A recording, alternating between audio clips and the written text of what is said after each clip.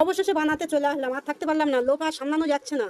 দেখতেই পাচ্ছ ল্যাকচা পড়ে আছে, আজ এক সপ্তাহের বেশি ঘরে এনে পড়ে আছে ল্যাকচা। দুধ সিময়ও আছে, সিময়টা অন্যদিন বানাবো, টাইম হচ্ছে না, এটা শর্টকাটে তাই আজকের বানাবো। খুব খিদেও পেয়েছে, দেখো সব কিছু রেডি। এবার আমি বানাবো, দেখাবো অবশ্য তোমাদের, বানিয়ে খাবো সেটাও দেখাবো। আর তোমরা তো কেউ নিমন্ত্রণ করলে না সিময় ল্যাকচা খাওয়ার জন্য, তার জন্য আগাম আমি খেয়ে নিলাম। প্রথমে বলি হাই হ্যালো, আমি মাধবী হালদার, সুন্দরবন, দক্ষিণ 24 পরগনা। আশা করো সবাই খুব ভালো আছো, আমিও খুব ভালো আছি। অনেকটা বেলা হয়েছে, 11:30 বাজে এখন। এখনও সকাল থেকে খাওয়ার টাইম পাইনি, টিফিন করার টাইম পাইনি, জানো এখন খুব ব্যস্ত আছি। তাই ল্যাকচাটা খুব শর্টকাটে খাওয়া যায় আর কি, অল্প টাইমে তৈরি হয়ে যায়। তাই ল্যাকচাটা বানিয়ে খাবো, কেন সময় এখন বানানো সম্ভব নয়, টাইমও নেই। তাই দেখো বারবার বানাতে বানাতে ওদিকে ডাকছে, যাচ্ছি, এসে বানাচ্ছি। রান্না তো সে এখন জানো তো, অনেকেই জানো যে আমি 2টা-2:30টার এখন রান্না বাসায়, এখন 3টের আগে খাওয়া হয় না। চলো এবারে ল্যাকচাটা বানাবো, তোমাদের দেখাবো শর্টকাটে একটা রেসিপি আর কি, সকালের নাস্তা। সকাল বললে হয় না, 11:30 বাজে, যেহেতু আমার কাছে সকাল, তোমাদের কাছে বেলা হয়ে গেছে। চলো এবারে বানাবো, দেখাবো। এখানে সব কিছু রেডি করে আমি চলে আসলাম। এখানে চিনি নিয়েছি, এখানে 4টে এলাচ নিয়েছি, একটু খুব দিলে একটা কথা সুন্দর একটা সেন্ট ওঠে, স্মেল ওঠে আর কি, খুব সুন্দর লাগে আর কি, গন্ধটা আর কি। এখানে দেখো ল্যাকচা বার করে নিয়েছি, 3টে নিয়েছি, বেশি নিইনি।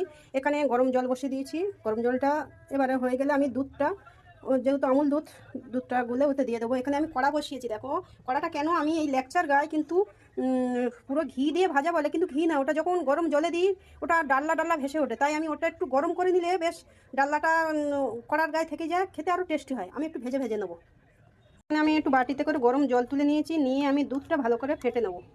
কেননা কড়াইতে যদি দেওয়া যায় তাহলে দুধটা একটু ডালা ডালা হয়ে যায় আর কি, পুরো গুলতে চায় না, তাই আমি ভালো করে গুলে নিয়ে দিয়ে, দেখো দুধটা আমার ভালো করে ফাটা হয়ে গেছে, এবার আমি দিয়ে দেবো। এখানে দুধটা ঢেলে আমি ভালো করে একটু ঘেঁটে দিলাম। আর এখানে আমি কড়া বসিয়ে রেখেছিলাম, দেখো কড়াটা গরম হয়ে গেছে, অল্প আঁচ দিয়েছি, দেখো আস্তে আস্তে জ্বলছে। আমি এগুলোও দিয়ে দেবো, গায়ে থেকে শুধু একটু ওই যে ডালনা মতো আছে ওইটা ছেড়ে যাওয়ার জন্য, এপিট ওপিট একটু গরম করে নেবো। দুধটা ফুটে উঠেছে, আমি এলাচটা মুখটা ফাটিয়ে দিতে দিয়ে দেবো। এখানে দুধটা অনেকক্ষণ ধরে ফুটছে, এবার আমি কাজু আর আমন্ডটা দিয়ে দেবো। আমন্ডটা বেশ কিছুক্ষণ ফুটবে, তারপরে কিশমিশ। অনেকক্ষণ ধরে ফুটছে, ফোটা, এবার আমি চিনিটা দিয়ে দেবো। চিনিটা যে যার স্বাদ মতো দিয়ে দেবে, আমি 1 বাটি নিয়েছিলাম, যে যতটা চিনি খাবে ততটা দিয়ে দেবে। তো দুধটা অলরেডি রেডি হয়ে গেছে। এখানে আমি কিশমিশটা বেশি দিয়ে ফোটাবো না, কেন কিশমিশ বেশি ফোটালে ভালো লাগে না, আমি কিশমিশটা দিয়ে দিলাম। আর এখানে দেখো আমি ল্যাকচাগুলো, দেখতেই পাচ্ছ তেল তেল হয়ে গেছে, হাত দিয়ে আমি দেখাচ্ছি, দেখো হাতে দেখতেই পাচ্ছ কিরকম তেল তেল।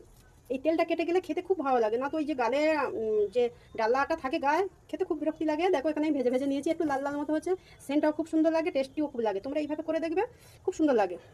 অলরেডি আমার রেডি হয়ে গেছে, দেখতেই পাচ্ছ হয়ে গেছে। আমি স্বাদ মতো একটু লবণ দিয়ে দেবো, স্বাদ মতো লবণ, বেশি লবণ নয়, স্বাদ মতো লবণটা দিয়ে দেবো। এরপর আমি ল্যাকচাগুলো ছেড়ে দেবো, রেডি। এতে আমি এবার ল্যাকচাটা দিয়ে দেবো।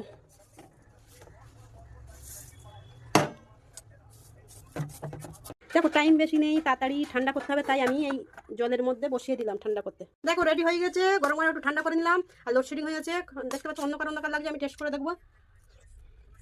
অসাধারণ হয়েছে, তোমরা একটু তৈরি করে দেখবে কেমন হয়েছে। আর ভালো লাগলে একটু লাইক